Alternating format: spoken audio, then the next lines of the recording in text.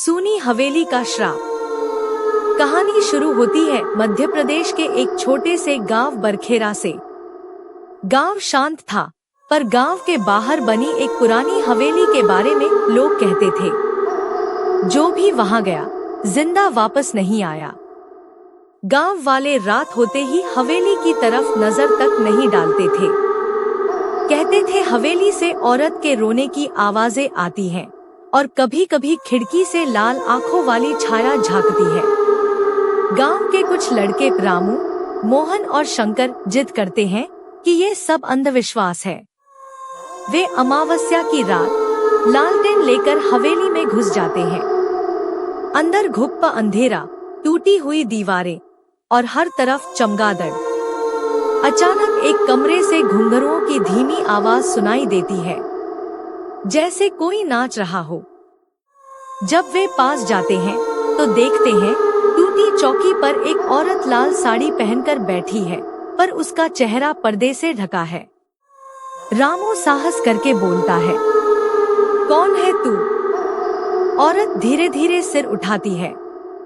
उसका चेहरा आधा सड़ा हुआ, आंखें खून से लाल और होंठ सिल दिए गए थे। लड़के चीखते हुए बाहर भागते हैं, लेकिन हवेली का दरवाजा खुद ब खुद बंद हो जाता है। अब तीनों फंस चुके थे।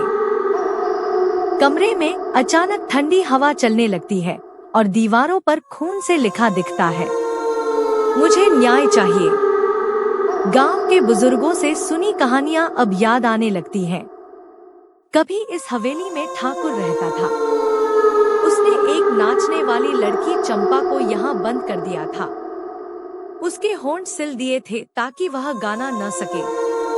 कई दिनों तक तड़पने के बाद उसकी मौत हो गई। मरते वक्त उसने हवेली को श्राप दिया, जो भी मेरी आखिरी चीख सुनेगा उसकी मौत तय है। अब वही आत्मा हवेली में भटक रही थी। शंकर भागने की कोशिश करता है, लेकिन अचानक उसके शरीर पर अदृश्य हाथ पड़ते हैं और वो हवा में उठकर दीवार से टकरा जाता है। उसका गला दबने लगता है और उसकी आंखें उलट जाती हैं। मोहन पागलों की तरह दरवाजा तोड़ने लगता है। तभी लाल साड़ी वाली औरत उसके पीछे खड़ी हो जाती है। धीरे धीरे उसका सिर मोड़ देती है, चरर की आवाज के साथ। अब सिर्फ रामू बचा था। वह कांपते हुए हाथ जोड़ता है, मुझे माफ कर दो, मैं सिर्फ जिज्ञासा में आया था। औरत धीरे धीरे उसकी तरफ बढ़ती है, उसके कान में फुसफुसाती है, तू भी मेरी पीड़ा का हिस्सा बने।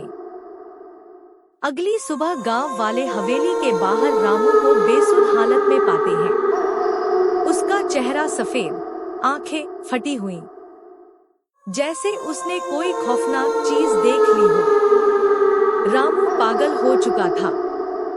वह हर किसी से बस एक ही बात दोहराता था, घुंघरुओं की आवाज मत सुनना, वो आ रही है। और तब से हवेली और भी डरावनी हो गई। लोग कहते हैं, आज भी अमावस्या की रात हवेली से घुंघरुओं की खनक सुनाई देती है और लाल साड़ी वाली औरत खिड़की से झांकती एच